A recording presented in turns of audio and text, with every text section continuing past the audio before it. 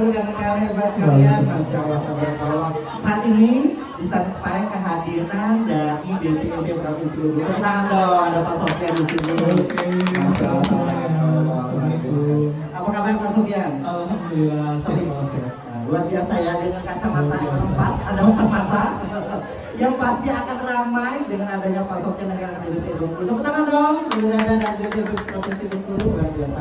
Pak Sofian, Ya, selamat datang di Stand Pepaya. Saya lihat penuh warna-warni colorful ya, stand Pepaya juga produk-produk literasinya luar biasa. Sinkronisasi dari implementasi kurikulum Merdeka. Jadi dalam kurikulum Merdeka itu ada pembelajaran muatan lokal dan ini dikuatkan dengan adanya Pergub Peraturan Bupati. Nah kemudian selaku Dinas Pendidikan dan Kabupaten saya menurunkan dalam bagian berdasarkan fase A, fase B, fase C, dan fase D. Di dalam bagian ini Pak Sofia, ada informasi, ada OPK namanya, Objek Pemajuan Kebudayaan. Yang kami angkat ada tradisi lisan yang ada di Kepahang, ada olahraga dan perenang tradisional, dan olahraga perenang tradisional ini Pak, kami bukan kelas meeting namanya, tapi school meeting, pertemuan sekolah-sekolah terkait dengan perlombaan perenang tradisional yang diselenggarakan oleh Dinas Pendidikan dan Kebudayaan. Tepuk tangan dong untuk Pak ya. Yang luar biasa ya, artinya dengan permainan tradisional itu sudah menerapkan atau melestarikan kearifan lokal dari Kabupaten Pepaya sendiri. Dan saya lihat buku-buku keluaran tentang muatan lokal ini judulnya ada Cinta Tradisi dan Budaya, Aku dan Tradisi Kepahang, yang memang sudah sepatutnya saat ini budaya-budaya lokal atau kearifan lokal itu diangkat ya, apalagi anak-anak generasi kita itu, untuk generasi sekarang ini sudah sangat melupakan hal-hal itu ya.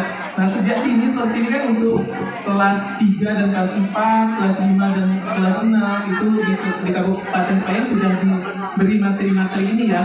Artinya Kabupaten Pepaya sudah mulai melestarikan nilai-nilai kearifan lokal dan tradisi-tradisi yang tentunya dari leluhur hingga generasi akan datang itu akan tetap lestari. Luar biasa untuk Kabupaten Pepaya. Ini juga kolaborasi antar sekolah ya, maksudnya tidak hanya mungkin SD tapi SMP juga ya Pak ya.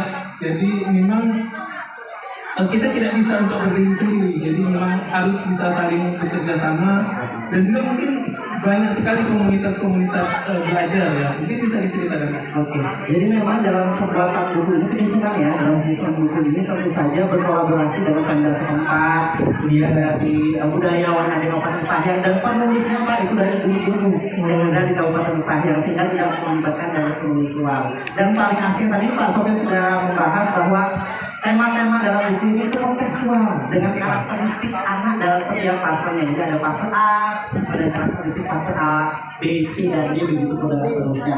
Dan sebenarnya proses pembuatan buku ini kami juga berkolaborasi dengan berbagai pihak. Salah satunya dari BMA dulu, karena bagaimanapun Rejang Lebong itu adalah pecahan pemekaran dari Rejang Lebong. Jadi kami studi-studinya ke Dinas Pendidikan dan Kabupaten Rejang Lebong, atau BMA juga. Bahkan kami ke Bengkulu ada ke kantor bahasa Bengkulu juga untuk mengulik apa saja cerita dari Rejang Lebong ke museum. Jadi kami memang mengadakan karena literatur terkait dengan budaya yang sedikit kurang di Kabupaten Pepaya, maka kami menerapkan 3 metode. Yang pertama literatur, yang kedua kami wawancara dengan budayawan, yang ketiga kami observasi ke tempat-tempat yang memang menjadi peninggalan sejarah yang ada di Kabupaten Pepaya, Pak Sofian. Oke, mungkin terakhir ini karena saya pengunjung di sini dan juga ingin dari tamu podcast, ada satu hal yang menarik yang mata saya dari kemarin tuh nggak bisa berpaling. Ini ada maskot ya, ini bikinan siapa ya? Ini kan bunga amu palsu atau bunga ini ya.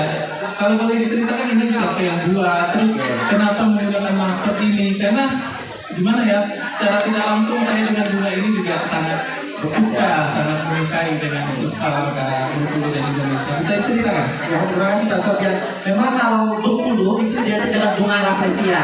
Jadi sedikit memutar otak kami para penulis dan literatur untuk membuat kiput dan kiputi. Jadi yang laki-laki namanya kiput, yang perempuan namanya kiputi. Terinspirasi dari bunga kiput yang mekar di Kabupaten Pepaya. Ilustratornya siapa Pak? Ada di depan kita, Ibu Dikma Chandra, ada anaknya. Tepuk tangan, terima kasih Bu Dikma. Itu Pak awalnya bukan bunga kiput, kami mengambil burung burung kuau. Ternyata burung kuau itu susah ditemui, jadi kami pilih beberapa opsi lain simbol yang ada di Kabupaten Petayan. Ternyata dipilih adalah bunga kibut ini. Diperkenalkan yang laki-laki adalah kibut, yang perempuan adalah kibuti. Jadi seperti itu, sehingga kami memiliki ikon sendiri, tidak hanya bunga apresiasi saja, ternyata Kepayang juga punya kibut dan kibuti. Tepuk tangan dong untuk kibut dan kibuti. Kibut dan kibuti. Mudah-mudahan kibut dan kibuti ini tetap terus ya, maksudnya tidak hanya di momen-momen ini saja ditampilkan, tapi ini juga bisa jadi ikon, maskot sampai kapanpun tetap dimunculkan. Karena ini sangat menarik, karena jarang sekali orang punya ide seperti ini. Bagi saya ini sebuah ide yang brilian ya. Selamat untuk semuanya, untuk ilustratornya, untuk ide-ide menampilkan maskot-maskot Bengkulu ini. Semoga ini bisa menjadi kebanggaan dan kecintaan kita terhadap provinsi Bengkulu. Mungkin cukup untuk podcast kita, Pak. Ya, tepuk tangan untuk Mas Sofian kita, luar biasa, Masya Allah, tabarakallah. Sudah ada pesan dan pesan. Ya, tentu ada pesan dan pesan terkait dengan festival ibu mereka yang ada oleh Ibu Waida. Apa yang akan diadakan lagi? Bagaimana refleksi dan evaluasinya? Sehingga kedepannya mungkin akan lebih menantang lagi, lebih menarik lagi, dan tentu lebih memorable lagi. Silakan Mas Sofian. Sebenarnya yang punya kebijakan ini kan kita dari pusat ya. Festival ini inisiasi dari Kementerian Pendidikan dan Kebudayaan, Riset dan Teknologi. Jadi memang BPMP sebagai unit pelaksana teknis di daerah ini kan serentak ya, seluruh provinsi melaksanakan kegiatan ini. Memang jadwalnya itu dari April sampai awal Juli. Nah, kebetulan Provinsi Bengkulu melaksanakannya di akhir bulan Juli ini.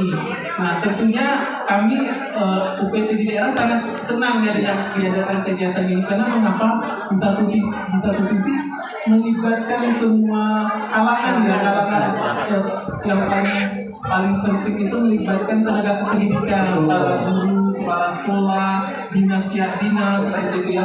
Dan kami berharap dengan adanya festival kurikulum mereka ini, orang yang selama ini mungkin belum tahu apa itu kurikulum mereka, sehingga dengan datang ke sini mereka tahu, oh ternyata seperti ini kurikulum mereka, ada produk-produknya yang ditampilkan, yang juga terkait dengan apa istilahnya itu ya, panen hasil P5 yang ditampilkan seperti itu.